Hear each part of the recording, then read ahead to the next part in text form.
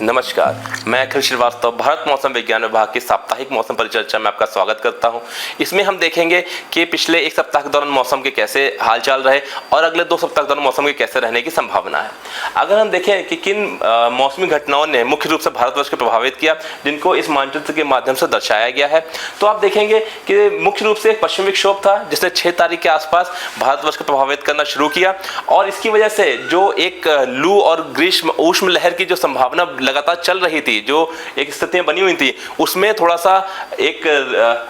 आराम और एक रिलीफ महसूस हुआ और जिसकी वजह से जो हीटवेव की कंडीशंस यहाँ चल रही थी उसमें 6 तारीख के बाद से एकदम से कमी आ गई। हालांकि दोबारा फिर से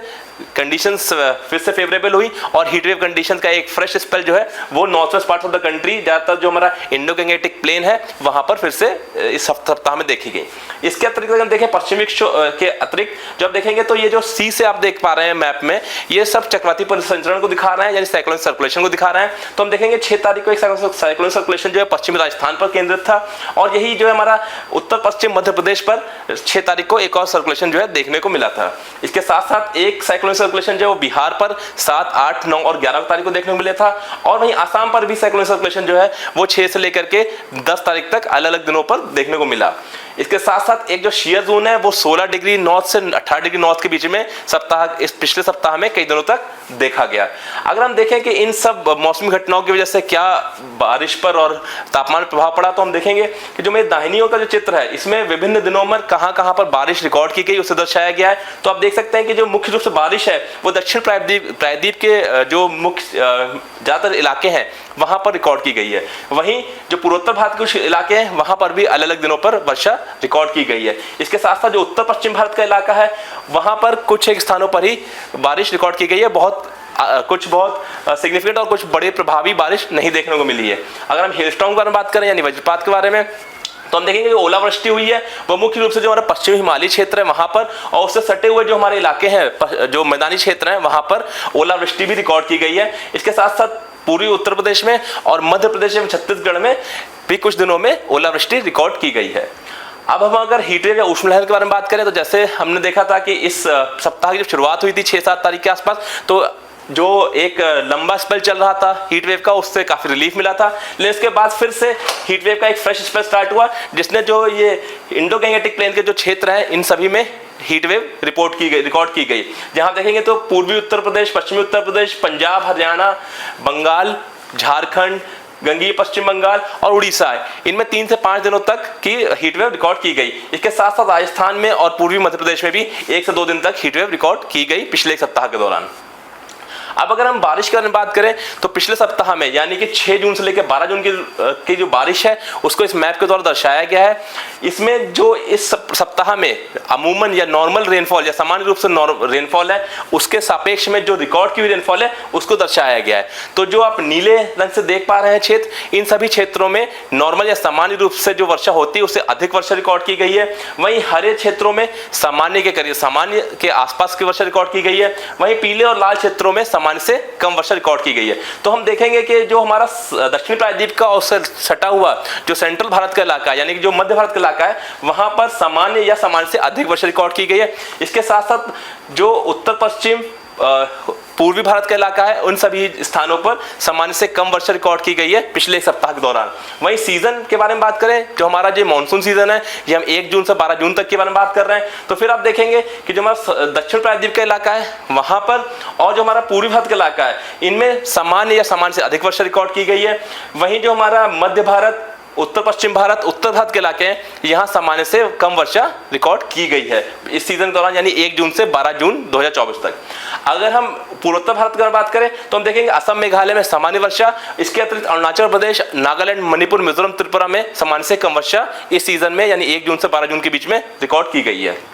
अगर इनको नंबर से समझने की कोशिश करें कि जो हमारे जो मौसमी संभाग है यानी मेट्रोलॉजिकल सब डिविजन्स हैं उनमें से 6 सब डिविजन्स ऐसे थे जिसमें पिछले सप्ताह के दौरान लार्ज एक्सेस यानी सामान्य से ज़्यादा वर्षा, करीब 60% ज़्यादा वर्षा रिकॉर्ड की गई है। वहीं 4 ऐसे थे जहां पर सामान्य यानी -19% से +19% तक वर्षा रिकॉर्ड की गई है। 13 में लार्ज डेफिशिएंट यानी सामान्य से करीब 60% से भी ज़्यादा कम वर्षा रिकॉर्ड की गई है। वहीं अगर सीजन की बात करें तो 7 ऐसे सब डिवीजन है अभी तक जहां पर लार्ज एक्सेस यानी सामान्य से बहुत अधिक वर्षा, 10 ऐसे हैं जहां पर सामान्य से बहुत कम वर्षा रिकॉर्ड की गई है। पिछले सप्ताह के दौरान यानी 6 जून से 12 जून के बीच में अमूमन सामान्य तौर पर भारत में 30.1 मिलीमीटर वर्षा एक्सपेक्ट की जाती है, देखी गई है। इसके सापेक्ष में अगर हम देखें तो पिछले सप्ताह 27.1 मिलीमीटर वर्षा रिकॉर्ड हुई, जो कि करीब करीब 10% कम थी सामान्य से। इसमें हम मुख्य रूप से देखेंगे तो आप देखेंगे जो दक्षिण प्रायद्वीप का इलाका है वहां पर प्लस 61% यानी 61% ज्यादा वर्षा रिकॉर्ड हुई सामान्य से। वहीं जो हमारा पूर्वी और पूर्वोत्तर भारत है वहां 57% कम, और उत्तर पश्चिम भारत में 45% कम वर्षा रिकॉर्ड की गई। वहीं सीजन के तौर पर देखेंगे तो जो हमारा दक्षिण प्रायद्वीप का इलाका है वहां पर प्लस 60% वर्षा रिकॉर्ड हुई है, यानी सामान्य से 60% अधिक वर्षा रिकॉर्ड हुई है। जो हमारा पूर्वोत्तर भारत का इलाका है, पूर्वी भारत का इलाका है, वहां 33% कम, और जो हमारा उत्तर पश्चिम भारत का इलाका है वहां पर 53% कम वर्षा रिकॉर्ड की गई है। और ओवरऑल 45 मिलीमीटर वर्षा 1 जून से 12 जून के बीच में सामान्यता होती है। इसके सापेक्ष 43.1 यानी 43.1 मिलीमीटर वर्षा रिकॉर्ड हुई, यानी कि 4% सामान्य से कम वर्षा रिपोर्ट हुई है। अगर हम देखें पिछले 7 दिनों के दौरान मौसम में कैसे मतलब वर्षा की क्या स्थिति रही, पूरे एक क्यूमुलेटिव सिचुएशन देखने की कोशिश करें तो आप देखेंगे इस मैप के माध्यम से कि जो हमारा पश्चिमी तट के इलाके हैं यानी वेस्ट कोस्ट के क्षेत्र हैं वहां पर वेरी हैवी वर्षा रिकॉर्ड की गई है। साथ साथ में कुछ एक दिनों में एक्सट्रीमली हैवी वर्षा रिकॉर्ड की गई, यानी 20 सेंटीमीटर से ज्यादा वर्षा भी किसी दिनों में रिकॉर्ड की गई है। वहीं जो पूर्वोत्तर भारत के इलाके हैं यहाँ पर भी कुछ एक क्षेत्रों में कुछ एक दिनों में वेरी हैवी से एक्सट्रीमली हैवी वर्षा रिकॉर्ड की गई है। वहीं जो हमारा उत्तर पश्चिम भारत का इलाका है यहाँ पर हल्की से मध्यम वर्षा ही रिकॉर्ड की गई है पिछले 7 दिनों के दौरान। अब हम अगर दक्षिण पश्चिम मानसून के बारे में बात करें जो कि मुख्य रूप से जिसकी वजह से हमें वर्षा प्राप्त होती है सीजन में, तो हम देखेंगे कि पिछले 6-7 जून से लेकर के 10 जून के बीच में मानसून ने महाराष्ट्र, तेलंगाना, तटीय आंध्र प्रदेश के कई क्षेत्रों को कवर किया है। वहीं 10 तारीख के बाद से इसमें कोई खास प्रोग्रेस नहीं हुई है, कुछ खास बढ़ोतरी नहीं हुई है, और 10 से 13 तारीख के बीच में ये अपनी स्थिति पर अभी केंद्रित है। अगर हम इसके बारे में आगे का अनुमान बताएं कि मॉनसून कैसा रहने की संभावना है, तो हमारा अनुमान यह है कि कंडीशंस जो है वो फेवरेबल हो रही है कि अगले 3 से 4 दिनों के दौरान दक्षिण पश्चिम मॉनसून जो है वो फिर से महाराष्ट्र के छत्तीसगढ़, उड़ीसा, तटीय आंध्र प्रदेश और जो हमारा बंगाल की खाड़ी का उत्तर पश्चिम इलाका है उसमें आगे बढ़ सकता है अगले 3 से 4 दिनों के दौरान। और उसके पश्चात हमारा अनुमान ये है कि उसके पश्चात जो ये दक्षिण पश्चिम मानसून है ये कुछ और क्षेत्र जो है गुजरात के, महाराष्ट्र, छत्तीसगढ़, उड़ीसा, जो बचे हुए हिस्से हैं बंगाल की खाड़ी के, सब हिमालयन वेस्ट बंगाल, सिक्किम, कुछ क्षेत्र जो है गंगेय पश्चिम बंगाल का, और इसके साथ साथ बिहार को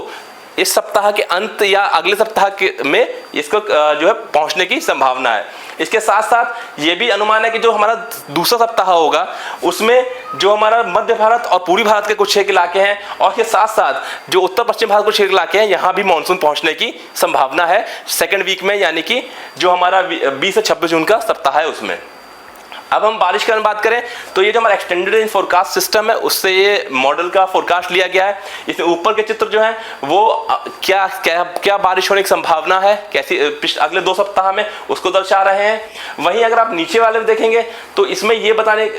सामान्य रूप से जो वर्षा होती है उसमें और जो ऊपर वर्षा प्रेडिक्ट की गई है अनुमानित है उसमें क्या अंतर है उसको दर्शा रहा है। तो जो ये नीले रंग के क्षेत्र आप देख पा रहे हैं ये सभी वो इलाके हैं जहां पर सामान्य से अधिक वर्षा का अनुमान है, और जो ये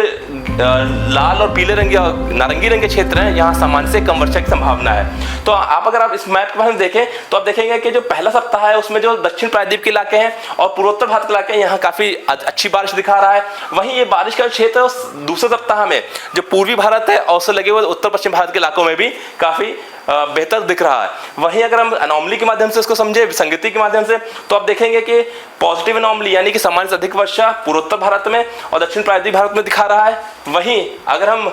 दूसरे सप्ताह की बात करें तो ये जो आप देखेंगे तो ये जो उत्तर पश्चिम भारत का इलाका है इसमें भी कुछ हद तक पॉजिटिव अनोमली यानी कि सामान्य से अधिक वर्षा दर्शा रहा है। अगर हम ओवरऑल सिचुएशन के बारे में बात करें तो हमारा अनुमान यह है कि जो हमारा पूर्वोत्तर भारत के इलाके हैं वहाँ अगले 4 से 5 दिनों के दौरान बहुत भारी से अत्यधिक भारी वर्षा होने की संभावना है। वहीं अगर हम दूसरे सप्ताह की बात करें तो बारिश जो है उसका जो बारिश जो है वो स्कैटर्ड से फेयरली वाइड स्प्रेड होने की संभावना है जो हमारा मध्य भारत और उससे सटा हुआ पूर्वी भारत का इलाका है। इसके साथ साथ जो हमारे पश्चिमी तट यानी वेस्ट कोस्ट का जो इलाका है वहां भी बारिश बढ़ने की संभावना है दूसरे सप्ताह के दौरान। अगर हम तापमान के बारे में बात करें तो ये अधिकतम तापमान के मैप दिखाए गए हैं। इसमें आप देखेंगे कि जो ऊपर वाला चित्र है ये अधिकतम तापमान कितने होंगे अगले 2 सप्ताह के दौरान सप्ताहवार वो दर्शाया गया है। वहीं नीचे अनोमली दर्शाई गई है। तो आप देखेंगे कि मुख्य रूप से जो ज़्यादातर टेम्परेचर्स हैं वो Indo Gangetic plane, Uttar Pradesh और उसके आसपास के नॉर्थ वेस्ट का इलाका है वहां पर दर्शाए गए पहले सप्ताह में, और दूसरे सप्ताह में ये और इनका जो क्षेत्र है वो कम होकर के जो उत्तरी राजस्थान का इलाका है उसके आसपास का जो उत्तर पश्चिम भारत का इलाका है वहां पर दिख रहा है। वहीं एनोमली के माध्यम से देखेंगे हम तो उत्तर पश्चिम भारत उससे सटे हुए पूर्वी भारत के कुछ इलाकों में पॉजिटिव एनोमली दिखाई गई है पहले और दूसरे सप्ताह के दौरान। अगर हम इसी को हम अगर न्यूनतम तापमान के लिए समझें तो आप देखेंगे कि जो हमारा न्यूनतम तापमान है वो भी Indo Gangetic plains of north west India यानी उत्तर पश्चिम भारत के इलाकों में और सटे हुए पूर्वी भारत के इलाकों में सामान्य से अधिक रहने की संभावना है पहले सप्ताह में। वहीं दूसरे सप्ताह में इसमें काफ़ी थोड़ी सी कमी आ सकती है और अमूमन कुछ क्षेत्रों में कहीं कहीं पर जो सामान्य से अधिक न्यूनतम तापमान रहने की संभावना है। अब अगर हम हीट वेव के आउटलुक के बारे में बात करें अगले 2 सप्ताह में तो हम देखेंगे कि पहले सप्ताह में जो हमारा अनुमान है वो ये है कि जो हीट वेव है वो जो नॉर्थ वेस्ट इंडिया का यानी उत्तर पश्चिम भारत के जो मैदानी क्षेत्र हैं उन सभी में अगले 3 से 4 दिनों 5 के दौरान रह सकती है और उसके साथ साथ धीमे धीमे जो है इसका इंटेंसिटी जो है वो पूर्वी छोर से कम होने की संभावना है। इसमें आप जो ये लाल क्षेत्र दे सकते हैं इन क्षेत्रों में ज़्यादा प्रोबेबिलिटी हीट वेव होने की और कहीं कहीं पर उत्तर पश्चिम मैदानी इलाकों में सीवियर हीट वेव की भी संभावना है। वहीं दूसरे सप्ताह में हम देखें तो जो हीट वेव का क्षेत्र है वो लो प्रोबेबिलिटी के साथ में उत्तर राजस्थान के आसपास के क्षेत्रों में ही अनुमानित किया गया है। अगर हम ट्रॉपिकल साइक्लोन के बारे में बात करें तो अगले 2 सप्ताह के दौरान नॉर्थ इंडियन ओशन में यानी उत्तरी जो हमारा इंडियन ओशन है वहां पर कोई भी साइक्लोजेनेसिस की संभावना नहीं है और किसी प्रकार का कोई साइक्लोन बनने की संभावना अगले 2 सप्ताह के दौरान नहीं है। अब अगर हम इन सभी को वार्निंग के माध्यम से समझे अगले 5 दिनों के दौरान तो आप देखेंगे जो ये लाल रंग से आपको दिखाया गया लाल और नारंगी रंग से ये सभी वो क्षेत्र हैं जहां पर हीट वेव यानी उष्ण लहर के लिए चेतावनी जारी की गई है, जहां पर बहुत अधिक सतर्कता बरतने की जरूरत है। इन सभी हम देखेंगे तो उत्तर प्रदेश, बिहार, झारखंड इन सभी क्षेत्रों में आज के लिए लाल रंग की वार्निंग इशू की गई है। वहीं 14 तारीख के लिए भी इन सभी क्षेत्रों में रेड वार्निंग और इससे लगे हुए जो हमारा पश्चिम बंगाल का इलाका है, हरियाणा, चंडीगढ़, दिल्ली का इलाका है और जो पंजाब के इलाके इन सभी में ऑरेंज वार्निंग इशू की गई है। वहीं अगर हम देखें अगले डे 3, डे 4 में यानी तीसरे दिन और चौथे दिन तो आप पाएंगे कि जो वार्निंग्स हैं वो धीमे धीमे जो है वो कम हो रही है पूर्वी क्षेत्र से, तो क्योंकि हमारा अनुमान है कि धीरे धीरे जो पूर्वोत्तर इलाके हैं वहां से धीरे धीरे हीट वेव की संभावनाएं कम होंगी और इन सभी क्षेत्रों में रिलीफ मिलेगा हीट वेव से। वहीं डे 5 में आप देखेंगे तो मुख्य रूप से जो हीट वेव है वो उत्तर प्रदेश, पंजाब, हरियाणा और इसके आसपास के क्षेत्रों में केंद्रित रहने की संभावना है। इसके साथ साथ अगर हम हैवी रेनफॉल और एक्सट्रीमली हैवी रेनफॉल पर बात करें तो जो हमारा वेस्ट कोस्ट का इलाका है और पूर्वोत्तर भारत का इलाका है इन सभी इलाकों में एक्सट्रीमली वेरी हैवी से एक्सट्रीमली हैवी रेनफॉल जो है वो होने की संभावना है। वहीं अगर हम बाकी क्षेत्रों में बात करें तो आप देख सकते हैं यहाँ पर थंडरस्टॉर्म और गस्टी विंड यानी कि इन सभी क्षेत्रों में जो है वो तेज हवाएं और साथ में थंडरस्टॉर्म होने की संभावना है। अभी के लिए इतना ही, अगले सप्ताह फिर से मिलेंगे हम लोग इसी तरह की जानकारी के साथ में। तब तक किसी भी त्वरित जानकारी के लिए आप भारत मौसम विज्ञान विभाग के ट्विटर, फेसबुक या सोशल मीडिया हैंडल्स को और भारत मौसम विज्ञान की जो वेबसाइट है www.mausam.imd.gov.in को में जाकर के कोई भी लेटेस्ट अपडेट जान सकते हैं। तब तक के लिए नमस्कार, जय हिंद।